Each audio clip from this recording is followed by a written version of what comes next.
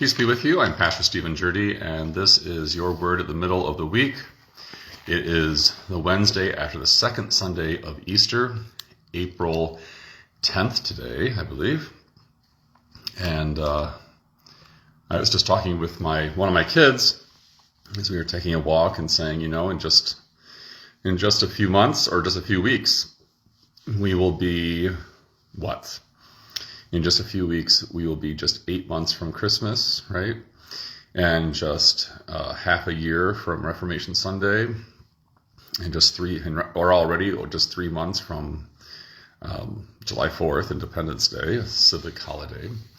And so the year unfolds before us, and it's good just to remember, where we are in time, and where we specifically are in time is we are in the world as it is post-resurrection. The resurrection of Jesus has changed things. The farther that we move in history away from the resurrection, the less we remember this. But it's always good to stop and ask ourselves, why was it that governments killed Christians? Why is it still today that governments seek to kill Christians, when in fact Christianity brings light and healing and newness of life to the societies where it spreads? Well, of course, because it does that, because Christianity does that, it also brings shifts in social mores, shifts in how money is being used, where money resides. It brings shifts in old divisions and polarities and conflicts. It brings reconciliation and peace. And wherever there's reconciliation and peace, somebody's losing cash. I get that. I guess that's one simple way to put it. Wherever there's reconciliation and peace, somebody is losing cash.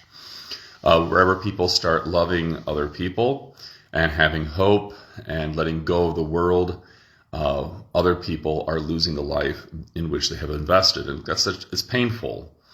It's very, very painful. So the resurrection changed things, not just sort of in people's hearts, not just in terms of comfort, which is how people sort of think of Christianity and religion generally. Well, that's nice if it comforts you, but it actually changes how we live. And so what we did last week is we looked at a reading from John chapter 20, one of the resurrection appearances of Christ. And that's sort of traditional in the weeks following Easter, to read the resurrection appearances of Christ. That particular reading comes to us, and we read it on Sunday, this past Sunday. There's two other ones I'd like to go over with you. And, we've done this before. We've looked at these passages before, but they're worthy to keep, to return to, the way you return to a meal that you enjoy throughout your life, right? And so we're going to look at the reading in Luke, where Jesus walks with the disciples on the path to Emmaus. This is in Luke chapter 24, and it begins at verse 13. And we'll just start reading there. That very day, two of them, that is, two of the disciples, were going to a village named Emmaus, about 7 miles from Jerusalem. And they were talking with each other about all these things that had happened. While they were talking and discussing together, Jesus himself drew near and went with them. But their eyes were kept from recognizing him. And he said to them, "What is this conversation that you are holding with each other as you walk?" And they stood still, looking sad. Then one of them, named Cleopas, answered him, "Are you the only visitor to Jerusalem who does not know the things that have happened there in these days?" And he said to them, "What things?" And they said to him, "Concerning Jesus of Nazareth, a man who was a prophet, mighty in deed and word before God and all the people, and how our chief priests and rulers delivered him up to be condemned to death and crucified him. But we had hoped that he was the one to redeem Israel.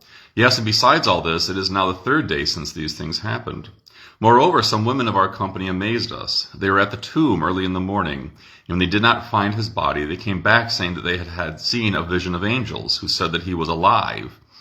Some of those who were with us went to the tomb and found it just as the women had said, but him they did not see." And he said to them, "O foolish ones, and slow of heart to believe all that the prophets have spoken. Was it not necessary that the Christ should suffer these things and enter into his glory? And beginning with Moses and all the prophets, he interpreted to them in all the scriptures the things concerning himself.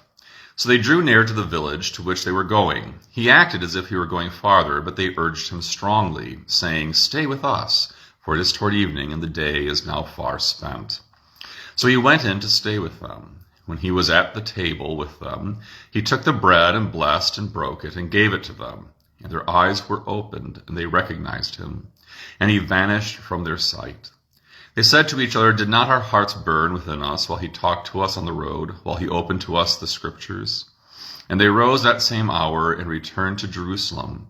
And they found the 11 and those who were with him gathered together, saying, "The Lord has risen indeed and has appeared to Simon." Then they told what had happened on the road, and how he was known to them in the breaking of the bread. This is the word of the Lord. Thanks be to God.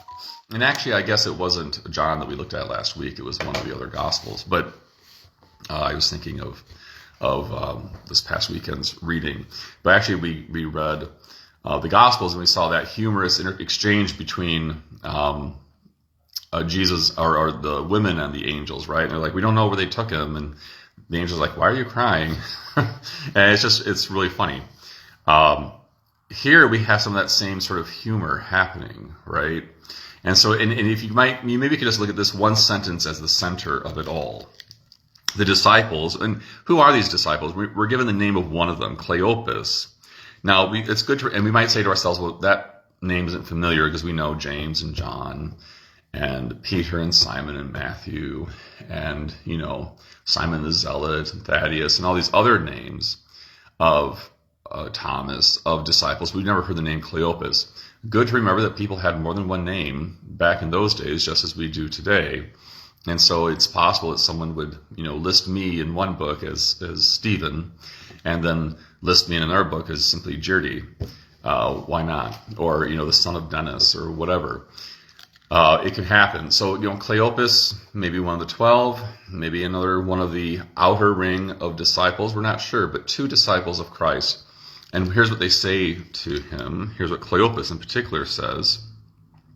"Some of those who were with us went to the tomb and found it just as the women had said, but him they did not see." And then to back it up even a little bit more, this is verse 23. "When they did not find his body, they came back saying they had even seen a vision of angels who said that he was alive. And then, but him they did not see." So there's a question of seeing here. Their eyes are prevented from seeing the risen Lord when he comes and joins them on the road. And then they stand there in front of the risen Lord, seeing him, but not seeing him, talking about what the women saw, but what the women did not see. And so it's funny. We're meant to, this is like watching a British comedy. One of the continual themes of British comedy historically, is a misunderstanding of identity, or a confusion of identity. You think of stories like The Prince and the Pauper, right? The prince takes on the guise of the poor man. The poor man takes on the role of the prince. And that's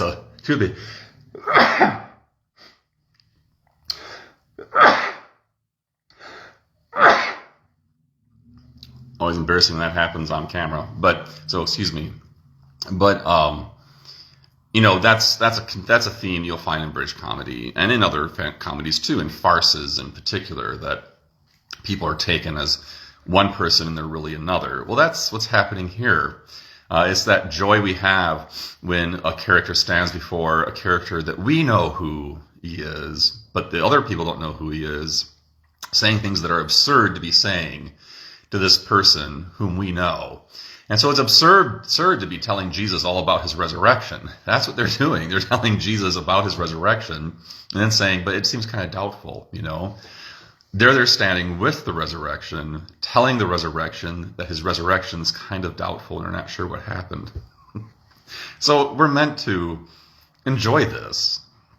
It's not so much we're here to study the words very carefully and what's the deep meaning here. I mean, there is room for that too with all of Scripture, but enjoy it. Enjoy the exuberance of seeing the resurrection unfold before these poor, hapless disciples who are very, very sad.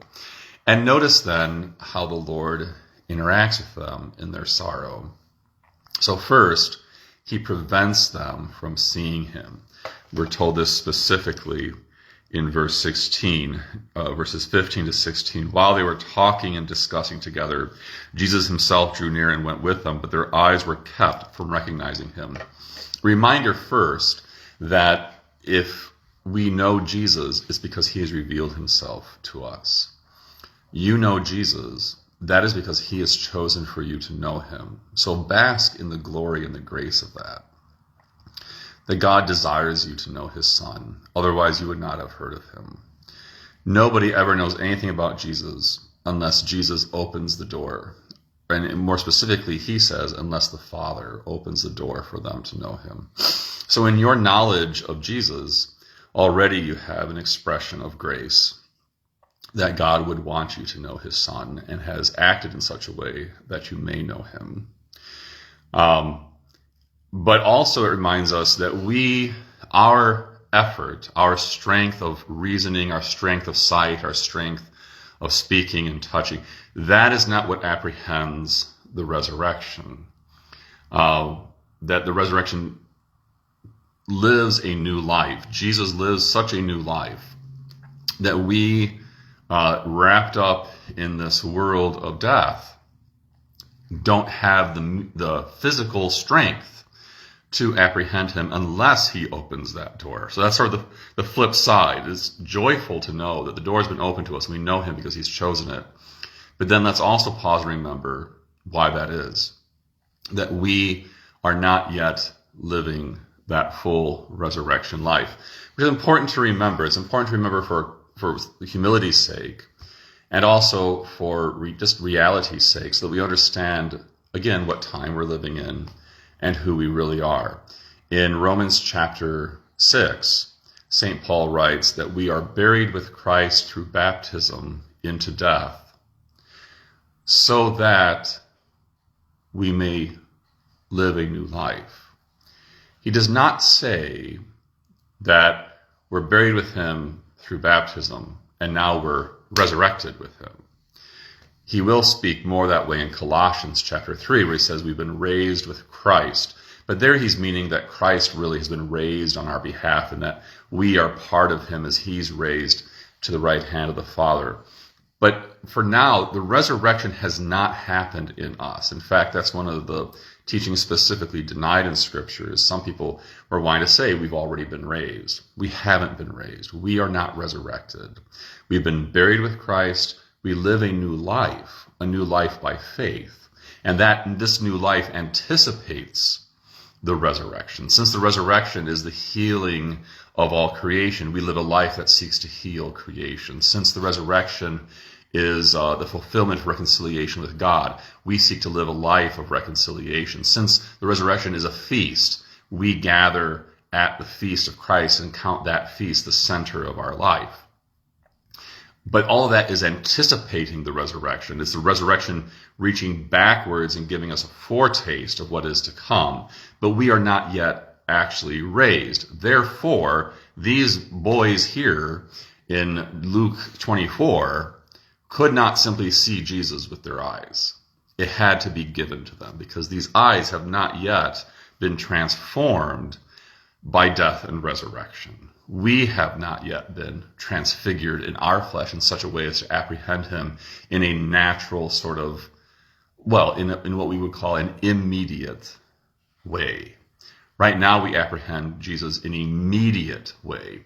What does that mean? If we apprehend or understand something in an immediate way, it means there's some means between us and what we're understanding. So if someone whom you know lives in Idaho, the only way you can see and know and talk to that person is through the means of communication, like phone, FaceTime, photos, social media, letter writing.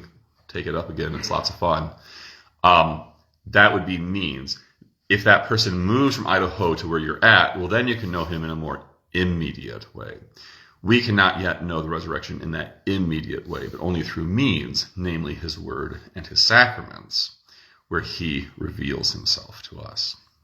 So see, in this passage, we not only have humor and the exuberance and the joy of the resurrection, but we also have a little bit of the physics of the resurrection coming to us, and really the foundation and groundwork for understanding the ministry and life of the church. The ministry and the life of the church today is a life that hangs on the means by which we know the resurrection, without which we would have no faith. We would not know anything about Jesus. And what are those means? Well, we see that in the rest of this passage.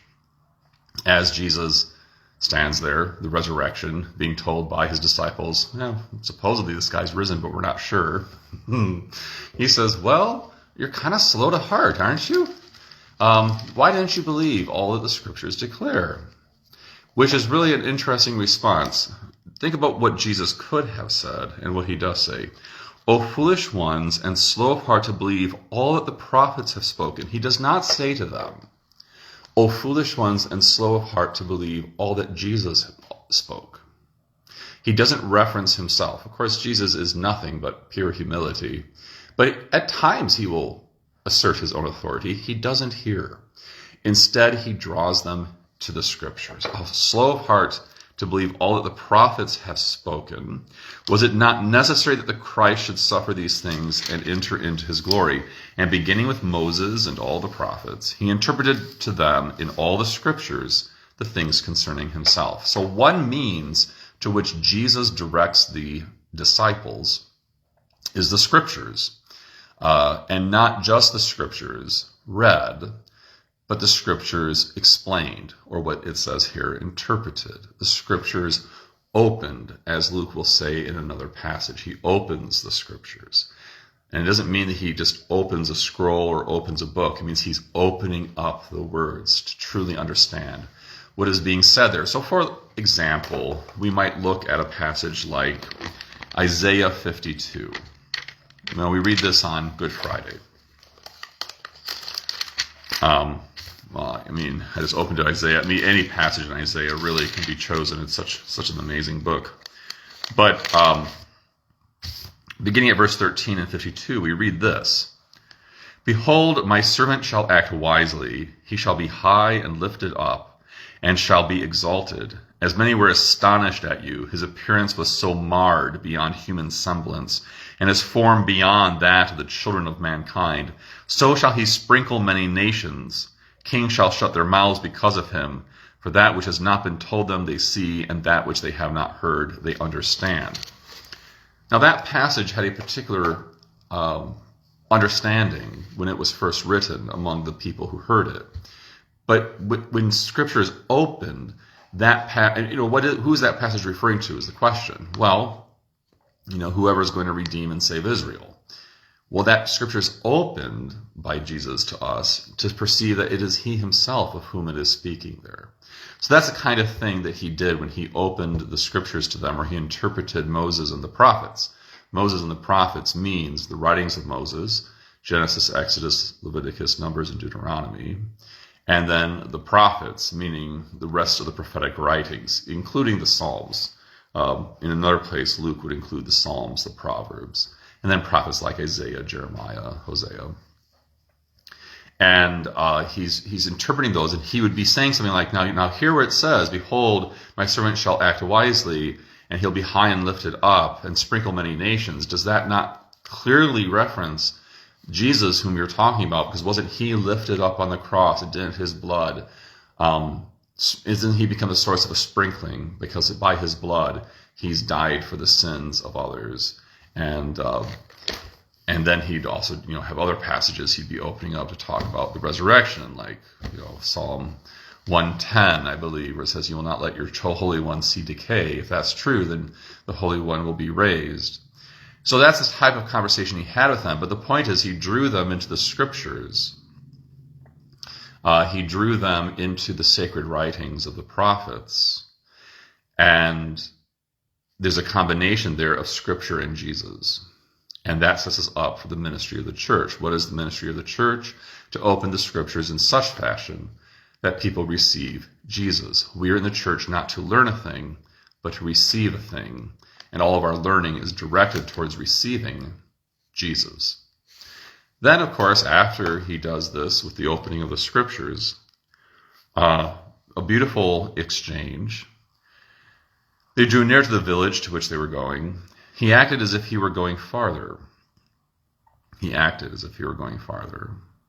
But they urged him strongly, saying, "Stay with us," or as it is in the Greek, "Abide with us. Abide with us, for it is toward evening, and the day is now far spent." Zion in particular sings this every Lenten service. "Abide with me, fast falls the eventide." And so this is where that hymn comes from.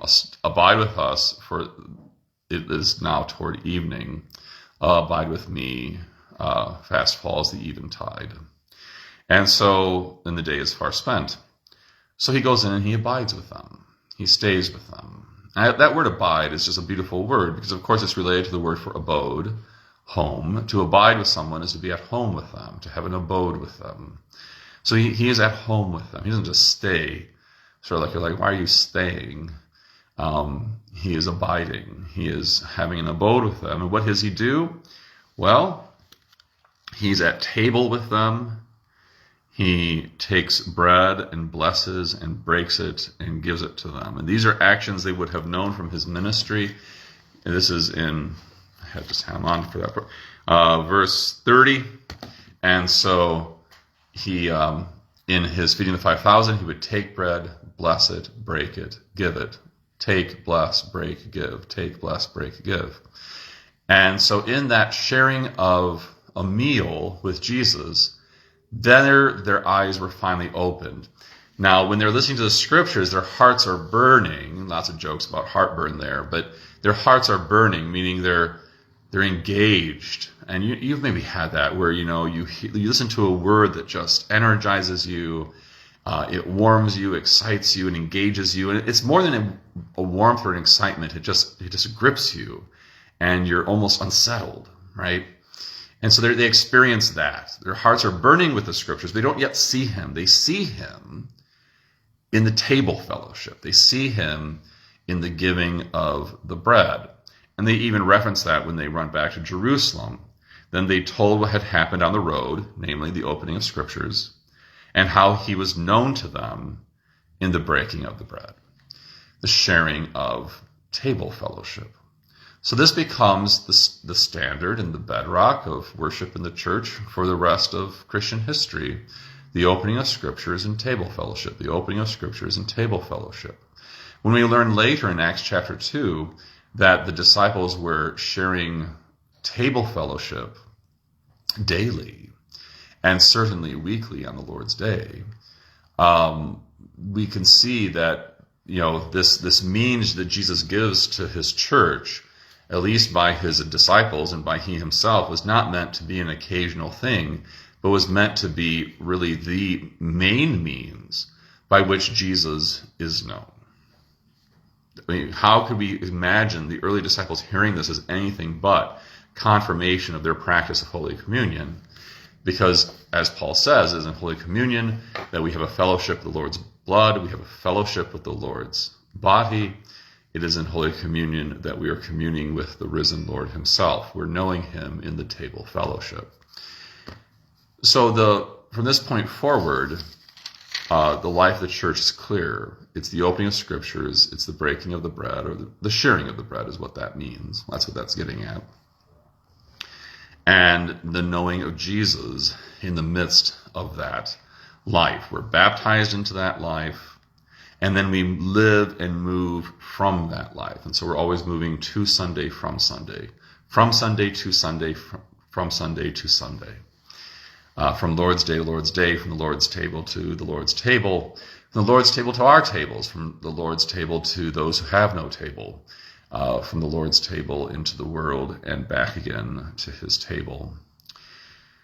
A beautiful piece then, and filled with humor, and also a confirmation that Jesus is truly free as the risen one, free to veil himself from someone's knowledge, free to reveal himself, free to come and go as he pleases, and that is all because he is living life in a way that we are not yet fully living.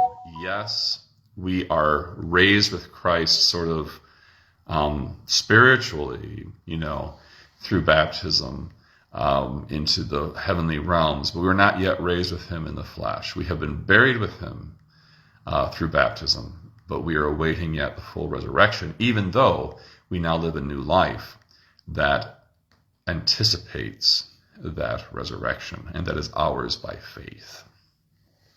So that's Luke chapter 24, a beautiful passage, often and traditionally read on Easter Vespers. Easter Vespers is not Easter Vigil, but the first Vesper service after Sunday morning communion on Easter Sunday. So Sunday evening Vespers. This is often the passage that is read at that service or at any later service of Easter Sunday. And I once experienced that in college, went to the Easter, didn't even know there was an Easter Vesper service. I went to the Easter Vigil, went to Easter Communion, then learned that there was this Easter Vesper service in the evening. So I thought, okay, so I went to that once. And it was something to sit there in the chapel as the sun was setting, as the evening draws nigh and the day is far spent, and to hear this passage, and to really experience that in that very same time what these disciples experienced. Right? It's a